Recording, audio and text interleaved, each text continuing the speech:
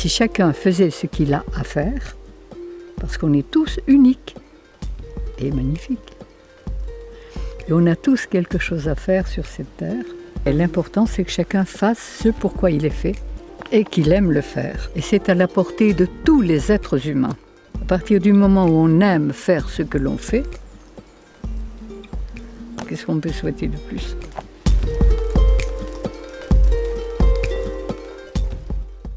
Quand on ne sait plus ce qu'on a à faire et qu'on cherche ce bien-être, qu'on a l'intelligence et la force pour le faire, on fait des affaires.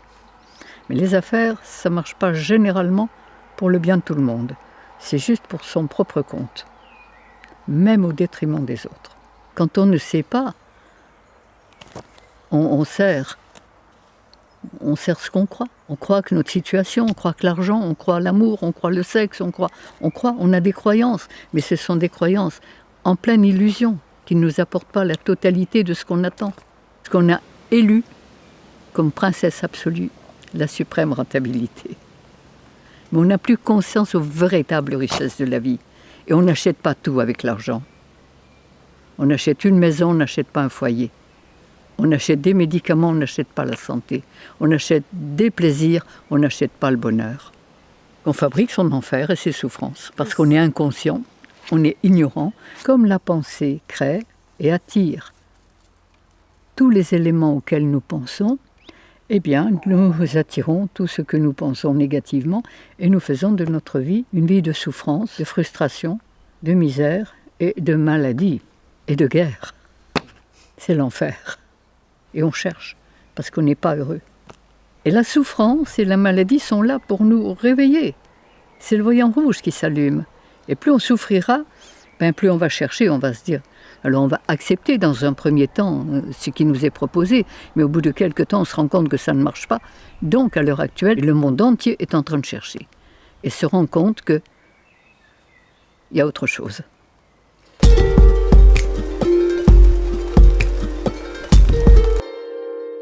Notre corps est construit de 1/3 de son poids de cellules, des petites merveilles qui font 1/20 de millième de millimètre, qui possèdent un appareil respiratoire, digestif, reproducteur et un cerveau. Elles ont des antennes, le décodeur, le câble et l'émetteur. Et c'est un ensemble de choses. L'être est un ensemble. Il travaille. Et son cœur, son corps, son âme travaillent l'un par l'autre et l'un pour l'autre. Alors la spécialisation, moi je veux bien, mais c'est le même sang qui irrigue vos cheveux et vos doigts de pied. Et ce qui se passe dans notre corps, nous sommes sans doute chacun une cellule de l'univers. Nous sommes capteurs et émetteurs, comme toutes les créatures de l'univers. Nous recevons les informations de l'univers. Et notre rôle, il est, comme les cellules de notre corps, de travailler l'un par l'autre et l'un pour l'autre au service de l'ensemble. Et quand on peut faire ça, on est heureux.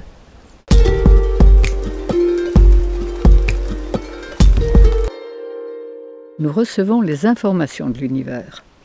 Et ce que les religions ont appelé Dieu, qu'on peut appeler l'intelligence de la vie, qu'on peut appeler comme on veut, il a établi des lois de fonctionnement pour chaque créature.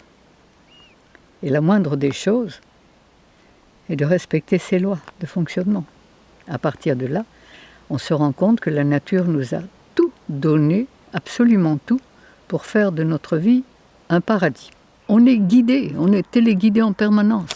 Et si on est guidé par les forces de la vie, on ne peut que servir la vie.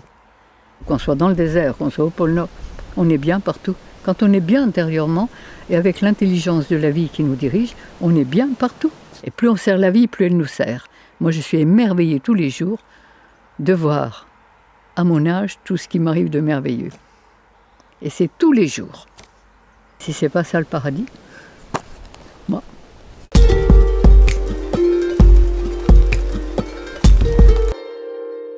Au départ, on a tous appris que l'homme était cueilleur. Et qu'à un moment, il est devenu cueilleur-chasseur. Et que c'est à partir de là, paraît-il, qu'il a développé... Oui. Alors moi, je dirais que c'est à partir de là qu'il a perdu l'instinct, qu'il a perdu sa guidance cosmique et qu'il a développé l'intellect et le raisonnement. Seulement, il n'était plus relié. Il ne savait plus ce qu'il a fait à faire. Si on ne peut pas atteindre la longueur d'onde sur laquelle sont véhiculés ces éléments qui nous informent en permanence toute notre vie, eh bien, on va recevoir les informations véhiculées sur la longueur d'onde qu'on peut atteindre. Et plus nos cellules sont affaiblies, empoisonnées, asphyxiées, carencées, plus on va capter les fréquences basses. Et là, on devient autodestructeur et destructeur. Et on cherche, parce qu'on n'est pas heureux. On est ignorant, mais parce qu'on est empoisonné et qu'on n'a plus accès. Comme on n'a pas compris ces lois, et qu'on a mis dans notre corps n'importe quel carburant, obligatoirement, nos chères petites cellules empoisonnées, carencées,